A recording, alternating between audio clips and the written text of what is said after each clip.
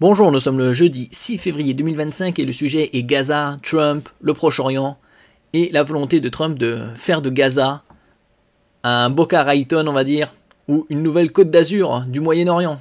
Parce que les Américains appellent... qu'est-ce qu'on appelle le Proche-Orient? Eux, les Américains appellent ça le Moyen-Orient. Gaza, très à son aise, Israël ordonne à son armée de préparer un plan de départ volontaire des Palestiniens. Bon, ça a été planifié depuis longtemps, ça, non? Le ministre israélien de la Défense, Israel Katz, a ordonné jeudi à l'armée de préparer un plan en vue de permettre aux habitants de Gaza de partir volontairement, bon, on va dire entre guillemets, donc ce sera sous pression bien évidemment, après les déclarations de Donald Trump sur un potentiel déplacement des Palestiniens de ce territoire.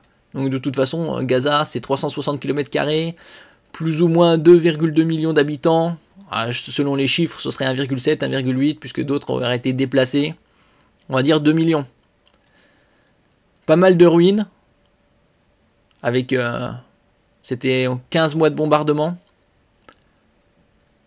J'ai demandé à l'armée israélienne de préparer un plan pour permettre aux habitants de Gaza de partir volontairement, a déclaré le ministre israélien de la Défense Israel Katz dans un communiqué. Il s'agit de permettre à tout habitant de Gaza qui le souhaite de partir vers n'importe quel endroit du monde qui accepte de l'accueillir.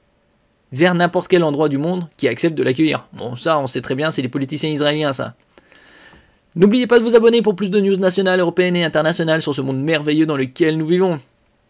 Le plan comprendra des options de sortie au point de passage terrestre ainsi que des dispositions spéciales pour les sorties par voie maritime et aérienne, a-t-il ajouté. Voie aérienne, ça va être compliqué. Le seul aéroport de Gaza a été détruit pendant la seconde intifada 2000-2005, donc il y a une vingtaine d'années, et la bande de Gaza, dévastée par la guerre entre Israël et le Hamas palestinien, ne dispose pas de port pour le transport de passagers. Bon, ils vont utiliser certainement des trucs amphibies, des aéroglisseurs et autres trucs, ou prendre les voies et ramener des centaines de bus, faire traverser un peu le désert.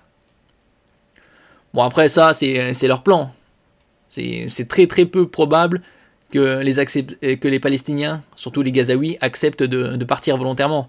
Ils savent très bien que s'ils partent, et Israël et les États-Unis, on va dire... détruisent tout le reste, puisque c'est pas mal endommagé. Peut-être avec un bulldozer et balancer tout ça à la mer pour doubler la surface de Gaza. C'est quasi certain qu'ils ne pourront pas revenir. Donc bien évidemment, c'est plus dans l'intérêt des Gazaouis de rester sur place que de partir le temps que les États-Unis reconstruisent tout ça. On sait très bien ce que ça signifie. Donald Trump a répété mardi que selon lui, les habitants de la bande de Gaza en ruine après 15 mois de guerre pourraient aller vivre en Jordanie ou en Égypte, malgré l'opposition de ces pays.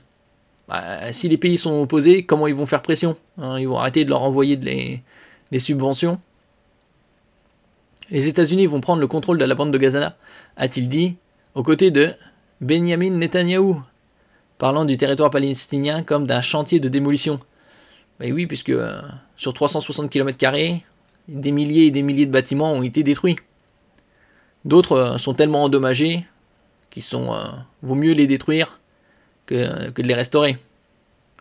Parce que, alors, est-ce que Trump réussira son coup? C'est très peu probable. Il y aura trop d'opposition, que ce soit au niveau des Gazaouis ou au niveau international. Après, les États-Unis, on sait très bien, ils n'en ont rien à faire.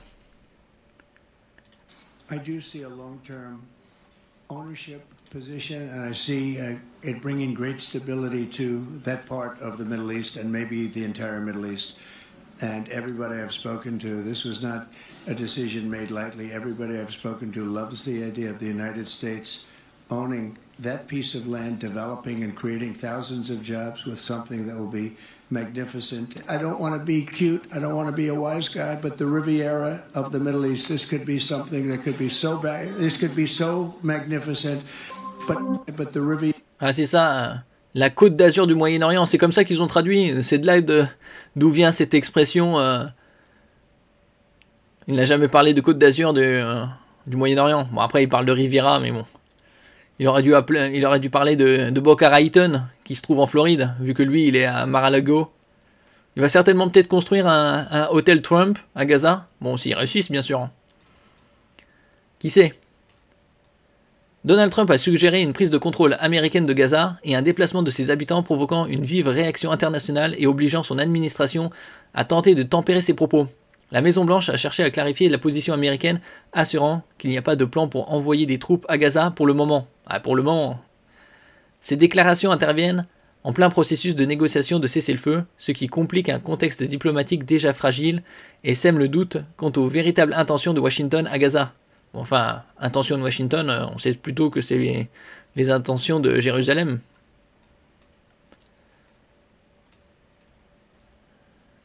On Gaza, the president has spent basically his entire public career criticizing foreign entanglements, nation building, sending American troops to fight abroad, particularly in the Middle East. This plan seems like it could ultimately involve all of those things. Can you explain this reversal and how... Plutôt à chercher on va dire, expulser les Gazaouis de Gaza, qui les embauche à reconstruire. Parce que c'est très suspect de vouloir les envoyer dans les pays frontaliers, style Égypte et Jordanie, alors que ces deux derniers ne les veulent pas.